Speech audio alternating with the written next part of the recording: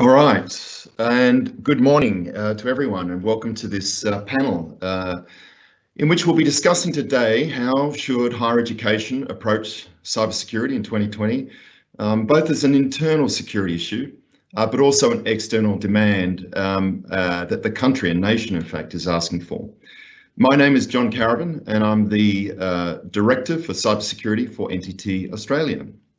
Now, before we begin and before I introduce the panelists, as is traditional of our organisation and many, I'll just do an acknowledgement of country. I acknowledge that I'm hosting this meeting from the lands of the Ngunnawal people. I also acknowledge the traditional custodians of the various islands and lands which you all work today, and the Aboriginal and Torres Strait Islander people participating in this meeting. I pay my respects to elders past, present, emerging, and celebrate the diversity of all First Nations people of whose lands we gather. Right, so just to introduce some of our esteemed speakers today. Firstly, we have on the bottom left-hand side of the screen, Dr. Stephen Weller. Stephen's based in Sydney, and Stephen is the Chief Operating Officer and Deputy Vice Chancellor for the Australian Catholic University, and responsible for strategic and operational leadership in partner with the Vice Chancellor. Next we have Abbas Kudrati, and Abbas is the APAC Cybersecurity Advisor for Microsoft, based in Melbourne. Poor old Melbourne in the lockdown at the moment, so Abbas, we hope you're able to get out for your 1 hour shortly after this call.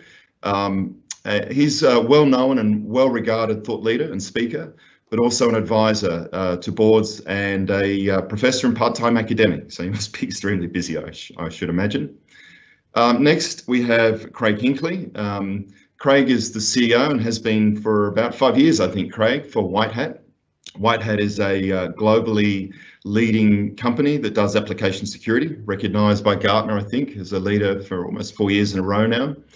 And Craig is an entrepreneur, and successful CEO, has taken the business from zero to a major acquisition, actually with NTT, and is based in Silicon Valley.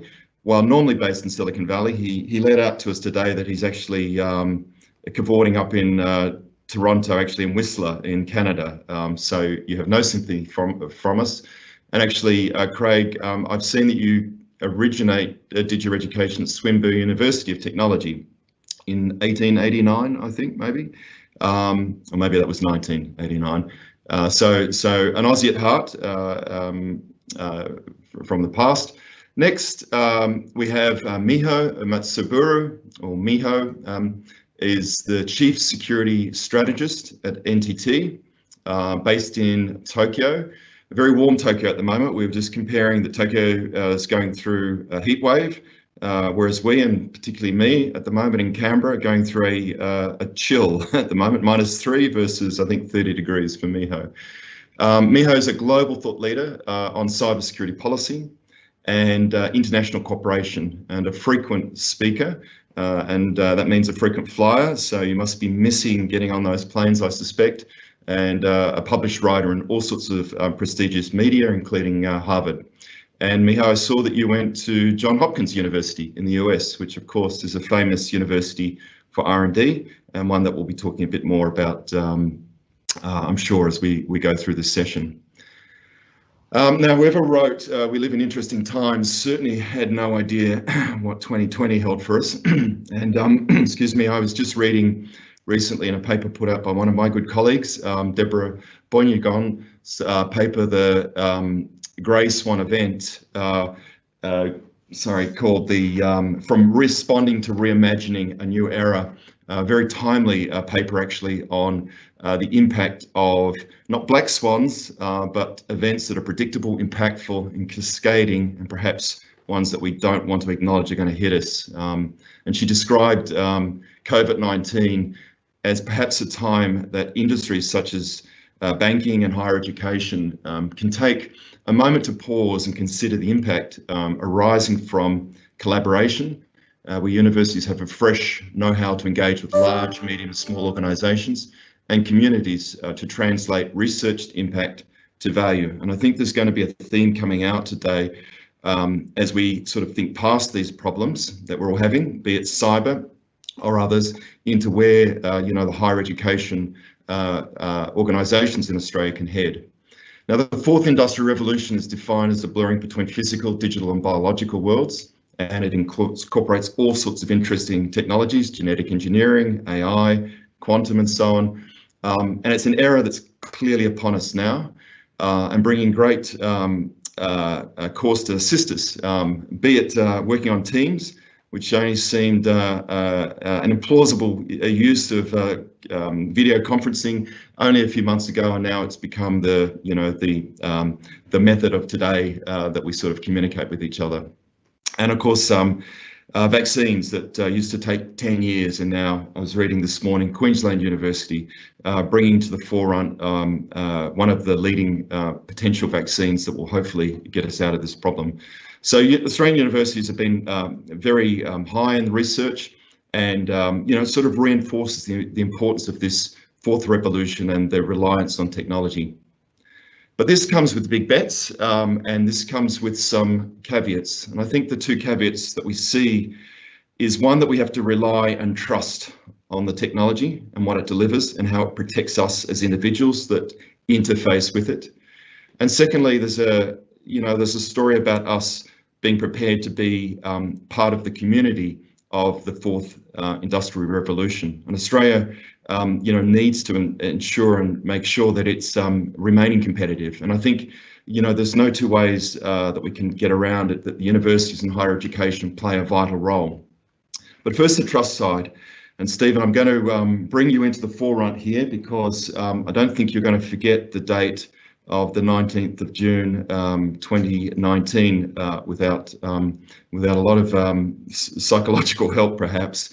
The universities, and I recall a few years ago conversations I had as a cybersecurity practitioner, really struggling to get a response from universities that they were actually a target. And now few would deny today that they're a significant target at the moment. And whilst you have an outward focusing requirement, you also have a duty of care, obviously, for your students and your academics and the companies that you work with to produce valuable IP and research. And that came very much to your attention last year when you made an announcement about a breach that occurred. So, Stephen, I just wonder if you could start off the conversation by giving us your recollections and indeed what the university that you represent is doing and where you see that sort of heading in. Thanks, John. Appreciate the opportunity to join, and thank NTT for organising the panel. I guess what I might do before taking myself back into the context of that is just set the scene about who we are in the sector, and then go to the context that we found ourselves in terms of that major breach. But then I guess particularly keen to talk about how we move forward in terms of being more resilient. ACU is a relatively new university in terms of the sector, 30 years this year, 35,000 students, 2,500 staff. We're a public uni, we're a Catholic university in terms of our identity, a national uni with campuses from Brisbane through to Melbourne, but also an international university with a campus in Rome. Like the rest of our sector, like the rest of the world, we're operating in a global pandemic. We made the move as a sector, again, not just in Australia, but internationally, to move fully online in our first semester. We had potentially about 10% online and then moved to about 90% online, and had one of those moments where cross our fingers and hope it works. In terms of the financials, it's worth mentioning, I guess, we're a $500 million organisation and facing a probably $150 million reduction as a sector in Australia. The impact is potentially somewhere between 4 to 6 billion. And in terms of job losses, somewhere between 5 to 25,000. As a major sector, third largest export industry, it's an existential threat for us. In terms of cybersecurity, I guess, we just before I come to 2019, we'd begun a process like all large organisations, about moving through security improvements back in late 2017. We'd done an assessment against the National Institute of Standards and Technology. We'd undertaken an internal audit. We'd done quick wins, like I'm sure everyone else had done, and we had a cybersecurity roadmap. So we were confident, not cocky, but we were confident. Strong relationship with Microsoft in terms of a vendor relationship, strong relationships with our key providers of student system, HR system, etc. But to go to John's date, in early 2019, we experienced a data breach. And I'm going to use the phrase deliberately as a data breach. It wasn't a breach of our cybersecurity. It was a phishing attack. I remember the morning vividly. The director of HR rang me and said, "We've just paid 3 people and the money isn't in their bank." And in my head, of course, I thought, why are you ringing telling me this? Just sort it out. There's some problem. You know, why do I need to? We've got 4,000 casuals. Of course, quickly what became clear was that we had paid the money into the accounts that we understood were theirs. They had gone to the bank. There was no money. We'd checked. In the week before payroll, their bank accounts had been changed. They hadn't changed their bank accounts. Within the hour, I'm talking to our Chief Information Officer. What was 3 people who had not been paid now became 118 accounts that had been compromised. I don't mean to take anything away from those of you that work in IT, but when you're told the system has been compromised, it sends a shiver down your spine. I asked questions that you would expect the Chief Operating Officer to ask, and I got no answers. How many more? How long have they been in? Are they still in? What else did they take? And we didn't have those answers. So what moved quickly in the space of, why are you telling me that we've lost maybe $10,000? The whole system is compromised. We have a well-established critical incident management system, so we moved from treating it as a cyber issue or a system issue to a critical incident. We have a 3-tiered, an event, an incident, a critical incident. Clearly we had an event. We declared code silver, which is our cyber incident, which means we deployed a process. But within the next 15 minutes, we declared a critical incident, which means we make it the singular focus of the institution. I brief the Vice-Chancellor. We go into the whole process. We're ready in terms of media. We're ready to advise the regulator, TEXA, the Tertiary Education Quality Standards Agency. What we did at that point, and it's a key thing I'd say to you that's worth doing, we paused. We took stock. We thought about what was happening. We were conscious of the earlier data breach at ANU, which was effectively a direct cyber attack. We made early contact with Microsoft. We began a full cybersecurity audit. We wanted to have them tell us that our network was resilient. We alerted CAUDIT, the Council of Australian University Directors of IT. We alerted AusCert, the body in Australia that works in terms of cybersecurity. But we then made a very critical decision that was not popular internally or externally. We made a decision to make a public declaration to the Office of the Australian Information Commission that we believed that the breach of data was not quantifiable enough and that we could not guarantee that serious harm would not arise. Now, of course, you start to think, well, hang on, that's a bit of an overreaction. What are you doing? We took it very personal. The cybersecurity happened to us, but the breach of data was a breach of trust. We didn't know that we couldn't be clear that it wouldn't enter into domestic violence issues, into child custody issues. And so we took a position, and I don't regret that. It got us enormous media. We had adverse media, which quickly made it a reputation. But for us, it then catalysed what we were facing. 3 clear issues that were then running in parallel: the security of the network, the privacy of the data, and the impact on our reputation. My advice to you is, in thinking about this, you have to focus on the first. You have to be clear about the security of the network. But again, let me be clear about the language. This was a phishing attack. No one broke in.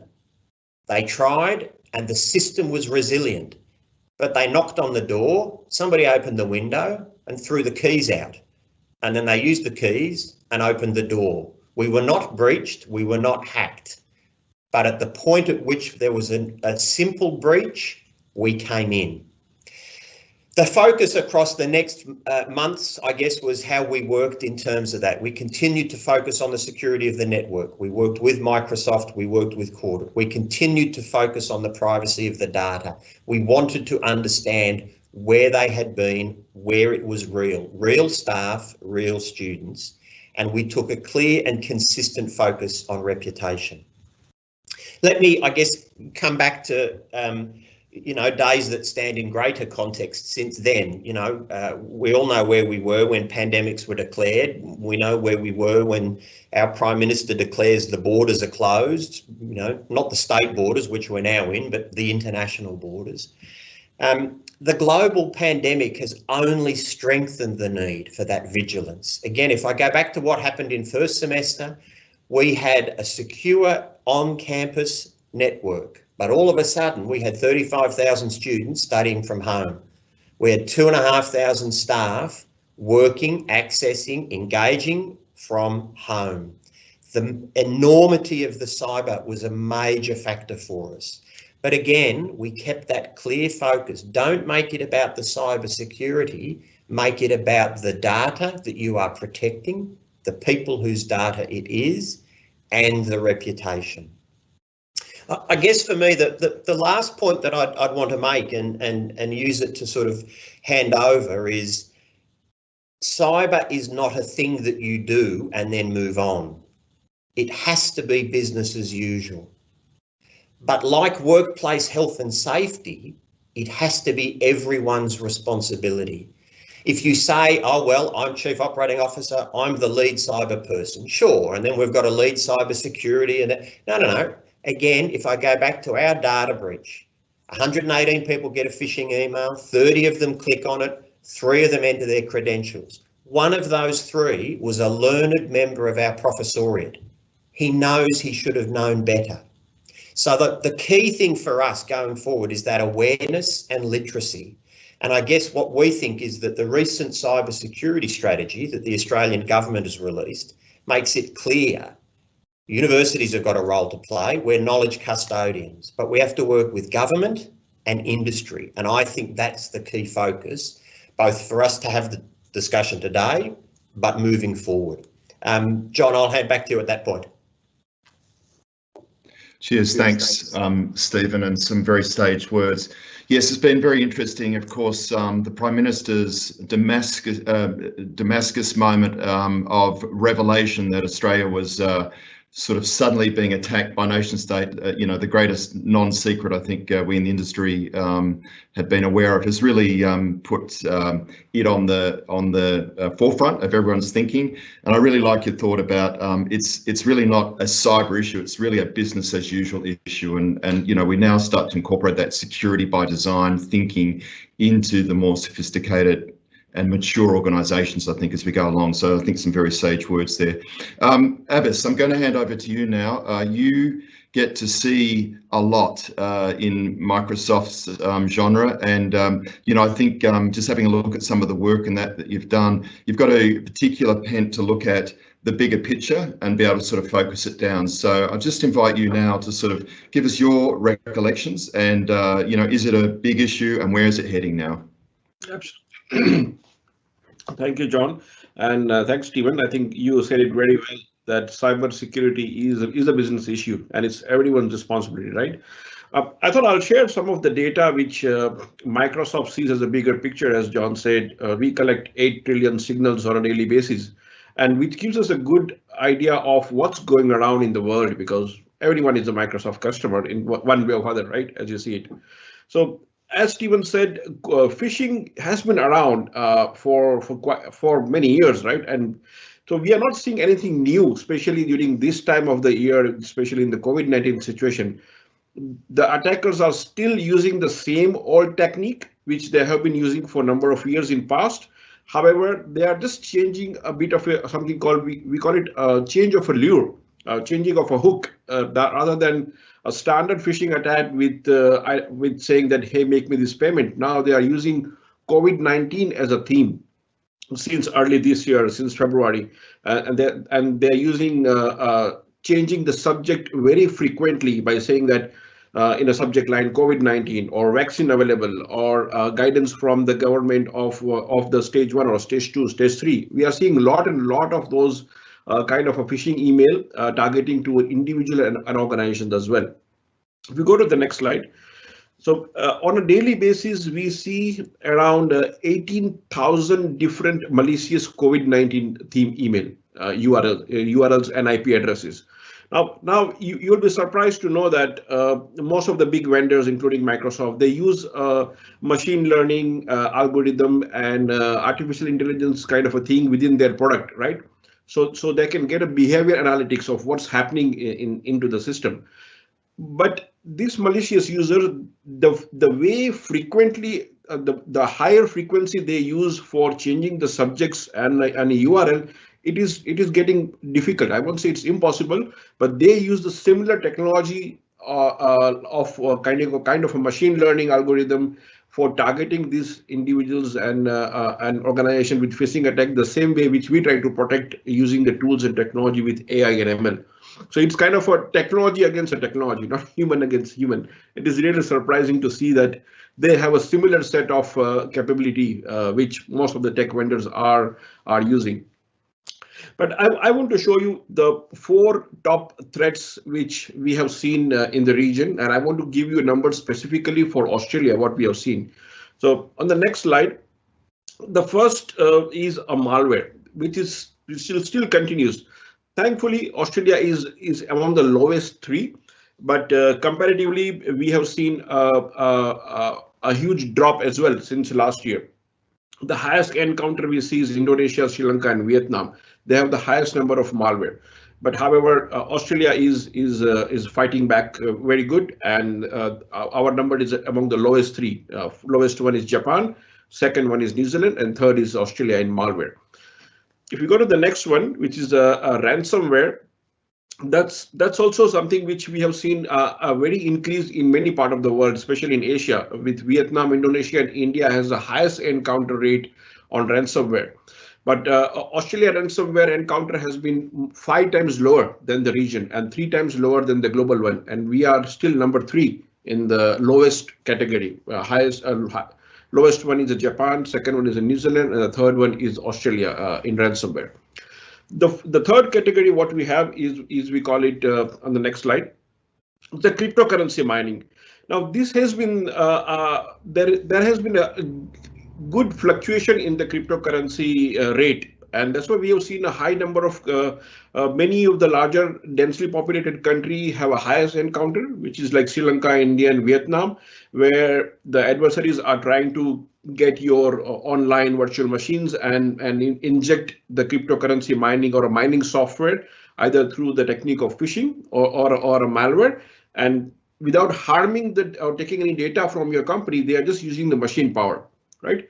So Australia is still number 3. The lowest number encounter is Japan, second is China, and Australia is among the lowest 3 in terms of cryptocurrency mining.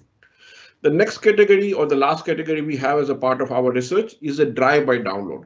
Now this one is what it concerns me for Australia. Highest encounter is Singapore, India, and Hong Kong, and the lowest is New Zealand, Korea, and Philippines. But Australia is not among the lowest 3. We are the 12th highest attack volume in Asia for drive-by download. And what is drive-by download? I want to highlight on this particular slide, because that is something what we want to really work together as a community and as a country in Australia, specifically to drive-by download. This is the technique which attackers are using, especially when you are using an outdated system, or you don't have a right security patches on your desktops or your server, or you are allowing your end users to use the website which has a malicious content. So when a user is trying to access some dodgy website or which has a malicious information or any kind of bad information, when they access to that site, a code has been downloaded on their machine. And if the machine is not correctly patched and secured, it has been compromising that. And we have seen this drive-by download as in Australia is one of the area of concern in terms of other three categories, right? So we really need to make sure that one, we use the current version of all the operating systems. We use secure and apply all those patches on our environment. So when, if at all, something gets downloaded, our environments or our desktops are a bit secure in that area, right?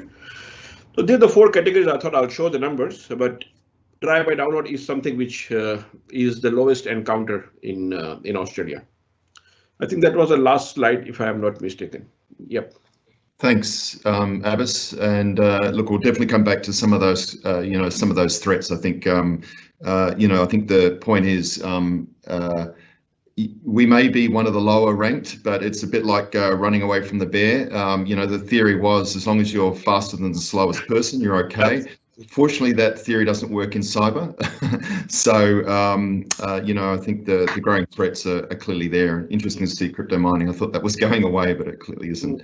So, Craig, we'll come to you now and probably ask you to give us your view on two things. The application space often isn't thought about in some ways. It's perhaps the next great frontier for, cyber innovation and possibly something for the universities to think about as well. But perhaps if you can give us your insights as to what's happening in that space, and maybe also, start us thinking about potentially the importance of innovation, entrepreneurship. You are in, the hub, perhaps, maybe not forever, but the Valley is still considered to be a hotbed of, taking good ideas, particularly from universities, and weaponizing them into the community from a business perspective. So, your thoughts at the moment on the state of the world? Yeah, thanks, John. I appreciate it. And first, I just want to start by saying, look, what's interesting, if you look at Twitter's worst ever hack that happened on July 15th, it was masterminded by a 17-year-old. Mm-hmm. So these are the students that you're all teaching. I mean, I look at this as that, first, you have such a tough job. You need to provide access for students, make it easy for them to now access resources anywhere, as Dr. Well has said, while simultaneously trying to block them and defend the infrastructure, the data, the records, the personal information that you're the custodians of. So first, I just want to acknowledge that I think you have one of the hardest jobs in anyone in this field, because your insider threats are truly like few others that we have to even endure in the private industry. So maybe, John and team, where I'll start, I just want to maybe talk about the talent shortage that I think we're all facing as well, because I think there's some opportunities there around partnership and what we can do here around knowledge sharing and all that as well to help, I think, solve the problem. And actually, John, I'm going to quote you at something you said in the meeting we were in a couple of weeks ago, which is, I think it's important for us to understand that Australia is not an island in the cyber sea. And I think there is an importance and opportunity for partnering with other members inside the academic field and community to public and private partnerships. And I think the reality on this is that you, me, none of us can expect to hire the skills we need to do all of the offensive and defensive activities we want. So I really think we need to see how do we continue to come together and sharing best practices and learnings, because our shared learnings and experiences can help each of us learn, really grow and evolve to keep pace with the ways that the hackers are evolving their tactics. A key to that, I think, also is around threat intelligence sharing. The knowledge and insights can help us be prepared, even collaborate on how to respond to attacks. And again, perhaps there's an opportunity for the universities to do joint wargaming, red teaming activities. In my past at companies prior to White Hat, I actually had the opportunity to interact with a number of the Australian universities and Kudrati. And what I learned, probably 5, 6, 7 years ago, was that the universities and Kudrati demonstrated fantastic partnership and willingness to seek ways to collectively improve. So I would just encourage you to continue to explore those avenues and working together. I'm sure there will be challenges, different policies, principles, perhaps even some politics. But I believe the benefit would be well worth the efforts to continue to find ways to work and collaborate together. And I really think that there's a way in this era particularly with COVID, for us to lean into the entrepreneurial leadership, and particularly around public-private partnership that can help build and help solve this talent gap that we're all facing. I think the last report I saw, it was 1.6 million open cybersecurity jobs, and that was going to, and globally, and that was going to grow to something like 2.5 million over the next 2 or 3 years. So an example, I think that's probably the easiest way to share what we've done at White Hat is that, what White Hat does, we do application security testing, and in essence, there's a shortage of white hat ethical hackers. So we actually partnered up. We have an office in Belfast, Northern Ireland. So we partnered with Queen's College out there, and we ran a program called Assured Skills. So we partnered with Queen's College and put a curriculum together, and we put graduates coming out of the sciences program through this Assured Skills. And what we committed to do was to fund the program, but then beyond that, the only commitment was to interview the candidates coming out. Now I can think the first program had 15 candidates. I think we hired 13 of the 15. So again, that was just a great way. And we've continued to do that program and hire it. So that's just one example where we realized that if we could help put the right skills in front of folks coming out of the colleges who have an aptitude for this, and as you probably know, are already tinkering around doing it anyhow, it was an example where we could take our learning from industry and help establish a program that then help feed our pipeline of talent. So I think that's one area. Another one, John, around the application itself, the digital transformation, the real cloudification of business. Yeah, and Dr. Weller, and I kind of steal some of what you said and weave it in here, is that COVID-19 has now meant that all of the students you were talking about, the whole population is now operating outside of the normal networking environment. The internet and the cloud became the new standard operating environment. But we all learned that moving to the cloud doesn't make the security problems go away.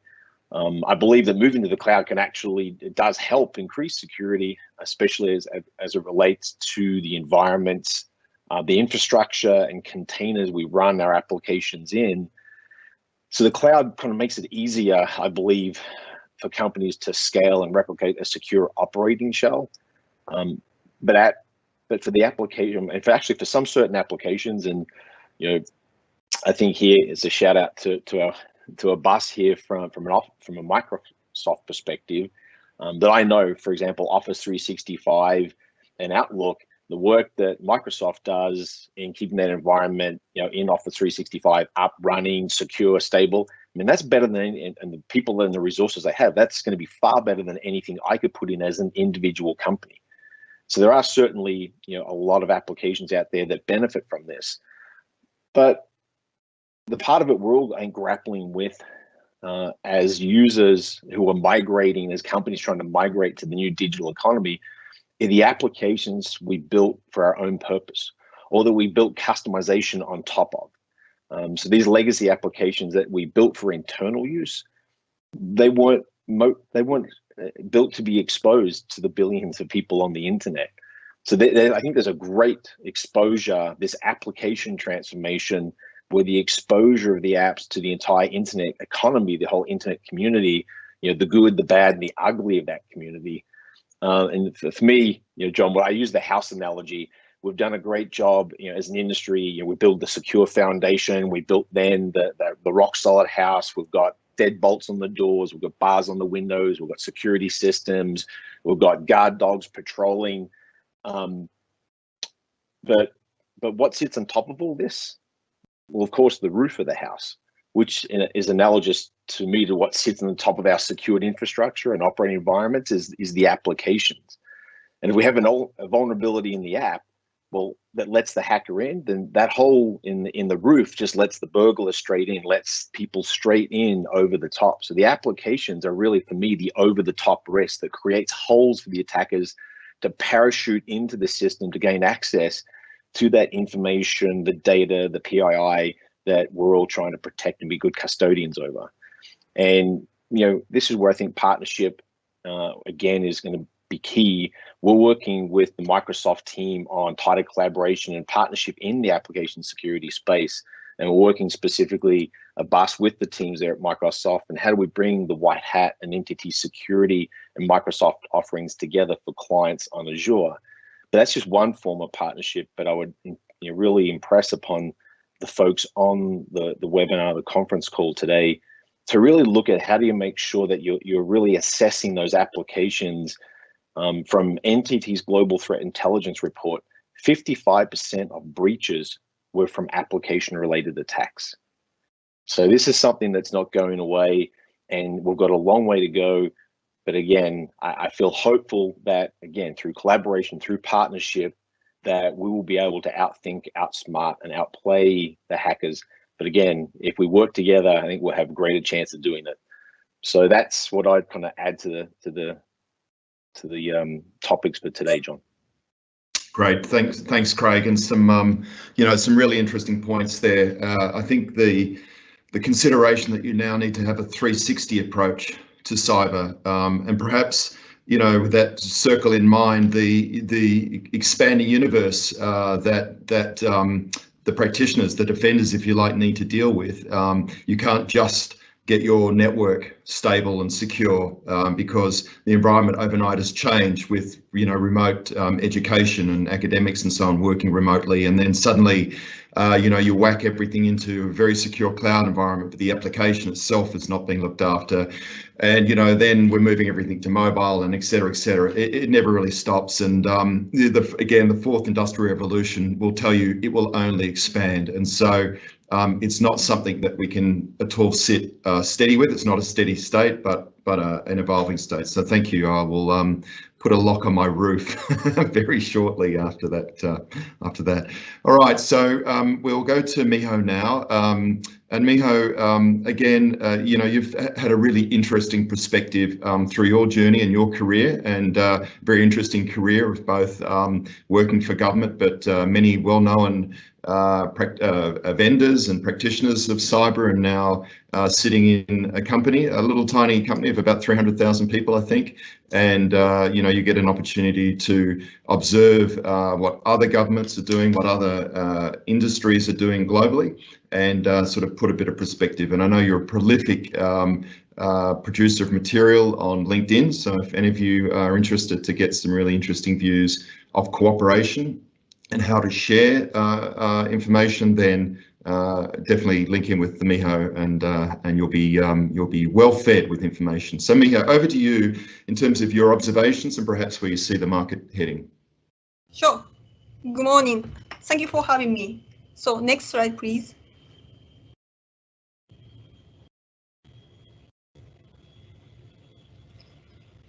So Craig a little bit talked about NTT's Global Threat Intelligence Report. So it really shares great resources about the current threat landscape, especially even during the COVID-19 pandemic. And as you can see, unfortunately, the education sector doesn't have a high level, mature cybersecurity level. And even though that they are looking at improving their cybersecurity maturity level, they are struggling to go up to that level because they don't have enough resources, including in the budget and people. So that's why the bad guys are taking advantage of the COVID-19 pandemic to target the education sector. Next slide, please. So I'd like to talk, because I'm based in Japan, so I'd like to share some Japanese perspective, but also I'd like to share about the Asia Pacific perspectives. So first, cybersecurity landscape in Japan. So 2 years ago, the Japanese companies, the Japanese government actually found out that 1/3 of Japanese national universities experienced negative impact by cyber attacks. So it doesn't mean that only 1/3 of Japanese universities experience cyber attacks, and all of them actually experience cyber attacks, but 1/3 of them actually negatively impacted by the cyber attacks, including cyber espionage, intellectual property, cutting edge research, or even the ransomware attacks.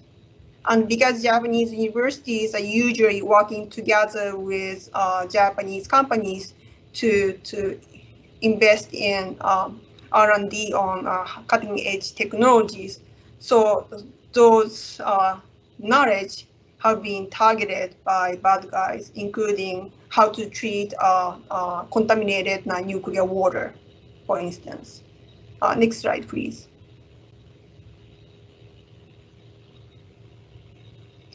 Great. So thank you, Microsoft. So Microsoft has been sharing really great resources on the cyber threat landscape. And in terms of which sectors are most targeted by cyber attacks, it's scary enough that over 60% of malware attacks on education, and over 60% of devices are actually encountered malware over the last 30 days. So think about that, because there are so many different sectors, not only education, and also different technologies and different government, but now education is specifically so targeted. Why? Because Craig mentioned that we had to shift abruptly into remote working environment. So do universities and schools, and remote desktop attacks and cloud security and applications are all targeted because now it's not so well protected in terms of cybersecurity. Next slide, please. So CrowdStrike also shares very intriguing statistics 2 months ago. And if you take a look at this table, you can see that almost every major country in the Asia-Pacific regions are so worried and they are not so confident about the security of their devices for remote working environment. However, it's also very interesting that they are not devoting extra efforts to protect those insecure remote working devices or remote working environment, even though they anticipate that something bad will happen to their company or organization by cyber attacks. So we are not well prepared. Next slide, please. So the two most devastating threats in terms of cyber attacks are ransomware and espionage. So ransomware, for instance, the most recent examples include the cyber attacks, ransomware attacks on the University of California, San Francisco, because they had to pay over $1 million US as a ransom to recover their precious data. And that university is well known for their collective efforts to do COVID-19 testing and also vaccine research. So that kind of data is specifically targeted during the pandemic. Next slide, please. And espionage, of course, because now major countries are now rushing to invest in the R&D for new vaccines and new medicine to treat the COVID-19. And other than that, traditionally research on Arctic, military, and even policy are targeted. So even if you are not focusing on technologies, you cannot feel relieved that you are not targeted, because if you provide any advice to the government on any part of the policies, then you are in the target by the bad guys to find out that, because you can open the door for the bad guys to share precious information on what kind of strategies or policy the government is trying to do. Next slide, please. Also, because if your universities is accepting government officials, including law enforcement or especially intelligence, then the personal information on those students will be targeted. So how industry can help this kind of program. Because in general, the industry provides the largest pool for next generation pipeline job posting. So we have more reason to commit ourselves to help next generation pipeline creation. So that's why NTT, our company, and NEC and Hitachi came together, and we launched this framework called Japanese Cross-Sector Forums to define what cybersecurity professionals means and what kind of skill sets are needed to fulfill those missions for cybersecurity, and also to collaborate with academia and also government to educate, hire, retain, and train cybersecurity professionals. And currently, 44 major Japanese companies belong to this cross-sector forum. And some of the cross-sector forum company members started to work with different universities in Japan to send our employees as lecturers, and also to give cybersecurity courses, because those employees have day-to-day operations and they have a hands-on knowledge, and they can share, okay, so this is happening in the real world, and how to respond to cyber attacks, and how to contain and how to mitigate damages. Next slide, please. So every country is struggling to have a good cybersecurity professionals. Not every single organization, every single university is struggling to have good cybersecurity professionals.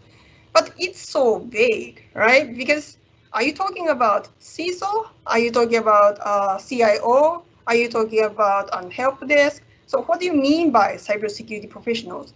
So that's why the cross-sector forum came up with the idea, okay, we really need to have a global language, because cybersecurity is not just about Japan. This is not only about Australia or whichever country you're talking about. It's a global issue because everything is so connected. So we have to have a not domestic standard to define cybersecurity professional means, but we have to use a global standard. So that's why the cross-sector forum chose the NIST cybersecurity framework and also NICE cybersecurity workforce framework to define what cybersecurity professional means and what kind of cyber skill sets are needed to fulfill each type of cybersecurity professional missions, like CISO or malware analyst or help desk, for instance. So the NIST cybersecurity framework experiences, because it's quite unique to use that framework for definition of cybersecurity professionals. So the cross-sector forum members started to go to different international conferences like NIST conference to share, okay, NIST cybersecurity framework is useful for risk management, but also it can be also used for manpower development or education. Next slide, please.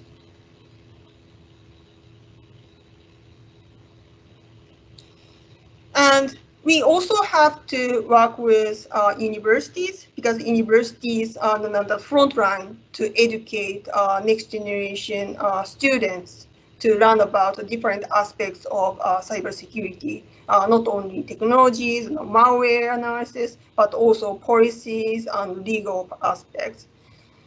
And cross-sector forum also works with the government to share on the industry's perspective and also our experiences with and working with the universities, so that to make sure that those insights will be incorporated into national level cybersecurity strategy. And actually, the Japanese government started to refer to the cross-sector forums, the documentations or cross-sector forum in their national level cybersecurity strategy.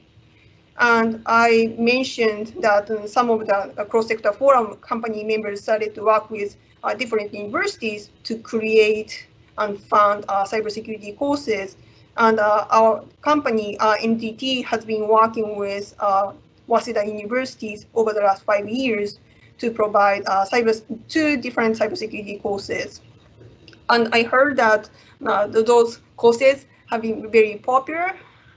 And And then also, unfortunately, during the pandemic, those courses had to go to virtual. But virtual environment actually helped the students to ask more questions because they feel more comfortable to ask different types of questions and challenge each other.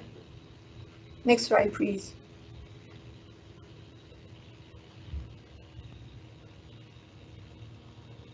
Yes, so that's the end of my presentation. Thank you.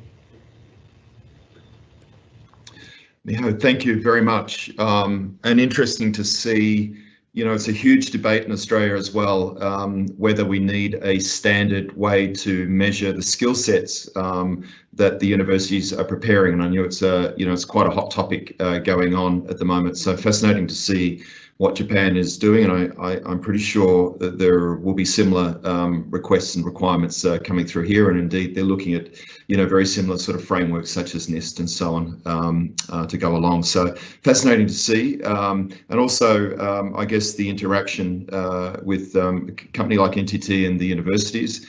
Something that indeed happens here. We, in our old form, which was Dimension Data, and now morphing into NTT, we ourselves take great course out of, sort of working cooperatively with the universities. A, it helps us because we get skills in that, and we get some very talented students actually joining our ranks. But B, I think it, it's a two-way experience that gives benefits back as well. So thank you, Miho. All right, now we're up to sort of the more free-form and open forum. So if you haven't, and one of the things that I regret actually through this format is I can't see the audience and eyeball you and pick on you to ask some questions. I'm sure there are many out there. Please just send a quick note in. One of our facilitators will forward that to me and I'll read it out. But one that has come up, and I think it's a really important question, a really good question, and actually I'm going to blend it with Stephen, your sort of theme a bit about sharing. It's a question about sharing, and it asks, what are some of the cybersecurity services that would be actually beneficial for higher education sector as a whole to share, rather than individual universities sort of invest and sort of spend and sort of then sort of covet. And probably in the same breath, how much should they be sharing of their experiences with breaches? And I'm gonna ask you that first question, Stephen. How much do you think would be there? But let me caveat that just for one moment.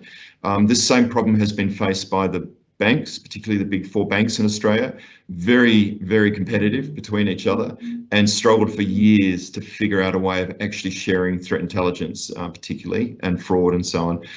Not an easy not as easy as it sounds. So I know, it's taken them years, and probably they're still working at it to some degree. So, Stephen, your thoughts about sharing and how important that is, and perhaps what more could be done? Sure. I mentioned earlier AusCert, which I think provides a key forum for us in that regard, and I saw pop up in the comments the work that Kudrati's done in relation to the Australian Higher Education Cybersecurity Service. I think that our sector, and Miho gave an indication of the Japanese sector, I think that we collaborate incredibly well on cyber security. And I think that we do that incredibly well with Microsoft. As Abbas made the point, whether or not you're a Microsoft client, everybody's using Microsoft.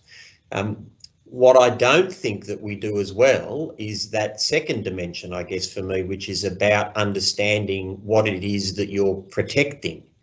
I think we get too caught up on the security. If I use Craig's analogy of the house, which I like, and they didn't come in our roof, they came in the window that we opened. What's in the house? It's not the house that's the issue, it's what's in the house, whether it's your family, your treasures, what have you. And it's data, it's people's data, it's the student data who generate our revenue, it's the staff data who are our experts. And I don't think that we are doing that collaboration well. The day that we made the breach, we had an immediate contact by two universities saying, we've had the same breach. you know, you're putting us in a difficult position. You know, we now have to think about declaring, and my response to our CIO was, that's the whole point. It would have been better that you came out quickly and said, actually, I think we had this happen. How do we pool that? So I think we're good on the collaboration on the cyber, but I think we then quickly worry about reputation and we pull up the drawbridge, if I keep using Craig's analogy, of don't tell people about that breach. And I think if we're going to go to the question around resilience and awareness, that's where we need to be more open. We need to accept that, you know, we don't have a share price that's going to drop. It will hit reputation, but it's a contribution our reputation makes. So I get that it's hard for a bank or an airline or what have you, but this is the gift that we can give as a sector. We should share those breaches to scare our staff, but to inform our students. Right. The theory of what doesn't kill you makes you stronger in some ways. I could use vaccination as a key context in that regard. You know, we all want a vaccine, so let's not talk about, you know, cybersecurity. Let's talk about cyber immunisation. Yeah. And maybe as a lead on into that, a question that's come from Anonymous, who can sit on both sides of the attacking fence these days.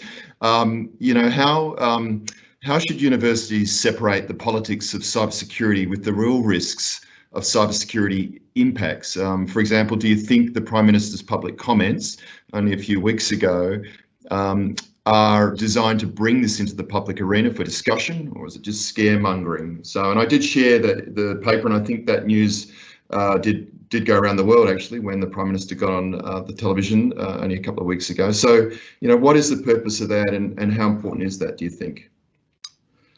Stephen, do you want to kick off, and then sure. I'll throw to Abbas on that one as well? I think there's two dimensions of cybersecurity, and I think, you know, it's good that we're talking about the traditional cyber, and Abbas's presentation made reference to that. I think that notion of, you know, resilience and awareness. But I think what the Prime Minister made clear when he, I think as you said, John, stated the obvious, state-sanctioned foreign interference is there, and knowing that it's there and all going, oh, look, I think I know that it's there and I think I know who it is, that doesn't help. Universities will be key targets in that regard. As I said, ANU, you know, a major national university, a university with close government contacts, defence and national security research activity was a target of a foreign interference threat. And I think that the Prime Minister needs to make that clear, because it isn't just something that happens at universities. If the banks go down, if the supermarkets go down, if my, you know, European car with great technology can't be serviced, foreign interference has the threat to severely disrupt public activity. And I think that he did a good service in calling it out, because it's, again, in the same way the phishing attack is down to our staff, I think we shouldn't assume that national cybersecurity isn't every citizen's responsibility. Yeah, agreed. And Abbas, do you have a thought on that? You're sort of sitting in the hot seat a bit as well as an academic, I suppose, but also you would have been impacted positively or negatively by what came out. No, absolutely. So if you look at World Health Organization top 5 risk, cybersecurity was never there before. But if you look at the latest report 2019 and this year as well, cybersecurity is among the top 5 risk in WHO, which means that it's a serious issue. Everyone has to think through it.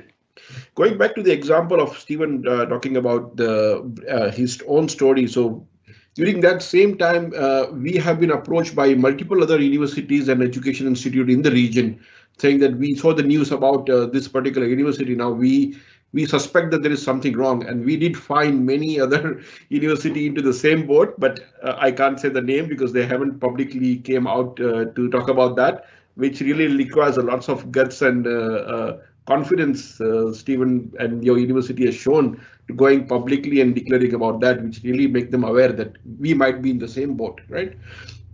And going back to the strategy, I had a quick look at the strategy when it was released, and as Stephen said, it is more about education and awareness as well. And we collectively, as a university and an academic, have to work together to bridge that particular gap, which Mitos also talk about the NICE framework and NIST framework, which is really one of top two favorite framework, which I believe similar to what NTT is doing. Many of the university we have seen now creating a public-private partnership for creating that kind of a workforce. So collaboration with institute like ISACA to bringing the latest curriculum to the university, hiring professionals or practitioner into the academic role, which I can give you my own example. I was a professor of practice with La Trobe University before, and this year I have joined Deakin University as an industry professor. So which really brings that industry knowledge to the students, showing them what's outside which is required and what can they learn, or how can an academic bring the latest and the practical experience or practical knowledge to the curriculum which they are teaching. So it can bridge that particular gap, because being a practitioner, we know what's out there in demand, and if university is not teaching those or including that area into the education, that really helps them in having that perspective as well. So these are some of the few things I thought I will share with you on that. I can go on, but let others also. No, thank you. I appreciate that. And John, if I could just jump, another interesting part of this too, the politics, because I know the Australian Prime Minister came out and was very public, but I want to also address it from the internal company politics, because a lot of what Stephen was talking about and what Abbas just talked about, because he thought there's a number of universities who may be signing up and doing the secret squirrel whisper, hey, we've got an issue too. But I think part of it is that's the other part of the politics is, there's a lot of fear inside organizations, both reputational risk, maybe there's in the case that Dr. Weller talked about, maybe there's financial implications from a stock price, etc. But there's also internally there's personal risk. If you're in the security team, if you're the CISO, if you're the CIO, look, this is a candid, discussion. If there's a breach, you're probably in a pretty high risk of hitting the street pretty quick. You're often thrown under the bus, or if we use the building, the house analogy, you're the GC who gets fired, the general contractor or the builder who gets fired because the plumbing didn't work or the lights didn't flick on. But you know what? I think part of what we have to acknowledge is that we're dealing with adversaries who are nation state sponsored, organized crime, cyber terrorists. There's a whole bunch of well-funded, well-resourced teams we've got to fight against, and we have to be right as a collective community every time they attack. They only have to get it right once. So we're dealing with odds that are, I'm not trying to make this a downer, but we're working with odds stacked against, which is why the partnerships are important. But I think politically, internally, we've got to say if there's a breach, let's not look for the general contractor to fire. Let's actually look at how do we learn from this? How do we embrace this? And I was really, really pleased and proud of a company in the US, Capital One, who I know a number of the executives there. And when they were breached, I think they just got fined $80 million by the regulators for that breach. So that wasn't that's a pretty steep fine. The CIO, the CISO are still there because the CEO is like, we're going to learn from this. We're going to get better from this. Our team are doing a good job. Yep, this happened, but we're going to learn and we're going to get better and we're going to grow from this. That to me is how you start depoliticizing some of this, so people don't feel like, oh my gosh, I can't discuss this and bring it forward because one, the reputational risk and all the other potential financial, but then the personal risk. So, I think we're going to get comfortable being able to have some kind of candid conversations, because if we don't, we're actually playing into the hands of the adversary. I mean, we're playing into the hands of the attackers here. If we're quiet, we don't share those best practices. We don't figure out how and what they're doing and how we as a collective community are going to fight back against them. Yeah, and I think, Craig, people probably don't realise the term nation state actually implies almost unlimited resources. So when we talk about how do you defend, the concept of you defending as an island rather than being part of a bigger community, becomes very asymmetrical, and I don't think people realise quite how significantly resourced the threat actors, be it criminal or nation state, actually are. We're talking about billion-dollar industries that are very focused at the moment to extract value in all sorts of ways. I'd like to maybe just shift a little and go to something that's near and dear to my heart, which is sort of innovation and entrepreneurship, because, you know, we spoke about the two legs of the stool, if you like. One is you need to make sure your environment's safe, secure, trusted, reliable. And then the second thing is we need to make sure our country has a capability, and, you know, I see it as a big feedback loop, and it was very much put on the agenda with the 2020 strategy. You know, there's been some criticism with that strategy. It's not defined enough, there's not enough money, but I think at least it's put it on the agenda. And Craig and Miha, I'll come to both of you, but Craig, when you were able to travel, you came down late last year and you actually met up with a group that we're involved in called Cyrise. They're an incubator, an Australian incubator that pulls pre-series companies out and trains them, gives them some coaching to then go to Series A and become hopefully great cybersecurity companies. And you had the pleasure, I think, of presenting to them and talking to them as a collective. What's your thoughts about this cycle of industry and universities in particular, you know, needing to be innovative and entrepreneurship to sort of create that stronger capability? Yeah, I think it's very important, John. In fact, I think someone on the call today, on the meeting today, relative to Kudrati, actually in the question and answer part mentioned that Kudrati's actually doing a lot of collaboration and via the initiative called AHECS, AHECS. So again, I applaud everything that Kudrati's doing to lean in, and of course all the universities who are participating in that. On the private public sector, and I think the partnerships, John, you know, Australia's been a great incubator. I mean, there's been some great security startups coming out of Australia. You know, Casey with BugCrowd, who I've got to know and respect both personally and professionally, is a good example. And I would encourage us to find ways to continue to drive those innovations, even to the academic environment, with partnerships between like the Cyrise, the universities, and folks like NTT. And there's probably data and information that we can share between the universities and some of the startup incubators, and, you know, what we're doing in the private sector as well, that could help accelerate some of the innovations. But I actually think the more we can innovate, the more we can share information, because there are some great, brilliant minds in Australia and around the world that want to fight this fight for good. So I think the more we can find ways to fund them, get resources to them, and work in ways that we can share information. Again, I just think that the natural inquisitive spirit of entrepreneurship is well and truly alive. And the more we can feed it academically, the more we can feed it with support from folks like, you know, White Hat and NTT and Microsoft and other companies. I think we've got to foster that and continue to feed those incubator streams. Great, thank you. And Miha, I might switch to you. You know, it's a very similar story, I think, in Japan, and in fact, I think there's a lot of parallels between the Japanese experience currently and, you know, a very sophisticated industrial nation, similar sorts of aspirations and perhaps threat actors to how Australia's sort of going. So your thoughts about entrepreneurship, innovation, and that collision between government, academia, and industry, and you know, what can foster that?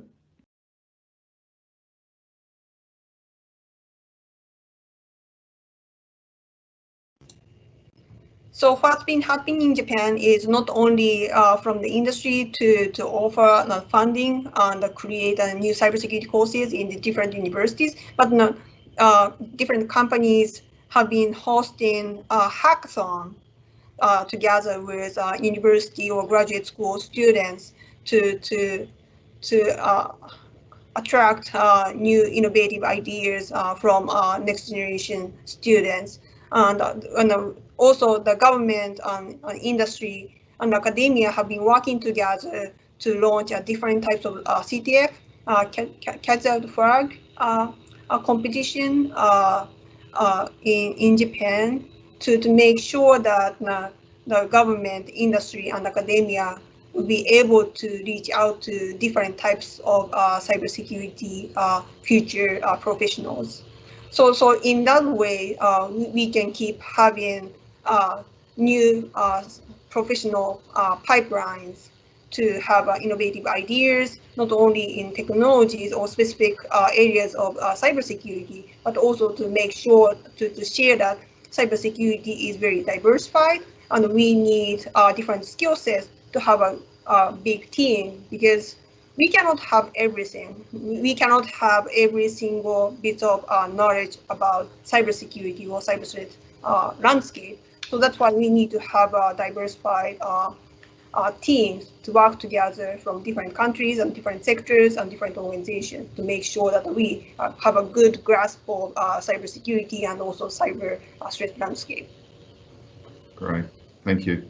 All right, well, look, we had intended to keep this very short and sharp. I feel like we could probably easily go on for the rest of the day, and I'm sure the topics would be interesting and deep and fruitful.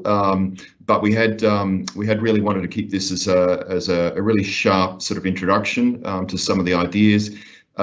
Given this is academia, I think it is all about ideas and thoughts, and I think the themes are fairly clear. And Stephen, you've been very upfront with that, bravely so in some ways, in terms of the importance of being openness. And I think the questions around sharing have been critical. And you mentioned something else that's near and dear to my heart, and I know a very good CISO down in Melbourne in one of the universities who now has the word resilience, cyber resilience tattooed. Because they're combining that concept of reputation, assurance around the protection of their students wherever they may be, and that ability to keep functioning through this sort of somewhat awkward period that we're going on. I'm probably going to sort of finish off now and quote, only seems appropriate to quote the new incoming Vice Chancellor, I hope I get his name right, Zlatko Sebris, who I'm sure, Stephen, you know very well. Terrible time to come into a new job, I think, at the beginning of this year. What a trial by fire. But he's put an article out on the Fin Review a few days ago. It's really interesting discussion about the importance of the Catholic University to be thinking about how they change their operational state to take advantage almost of this environment that sort of become the new norm. And he says here, we need to bring industry closer to the orbit of universities, but we have to ensure the value unis get from the industry is equal to the sector gets from equal to what the sector gets from the university. We need to ensure there is a mutual value add, and I think that's a really key point to finish up on. That this is something that we can't do alone. It is, it's dangerous to start to think that you have got the ultimate solution, because it keeps evolving, and that it is about partnerships, local, regional and global, and I think that's kind of a key point that we'll finish up on. So thank you very much.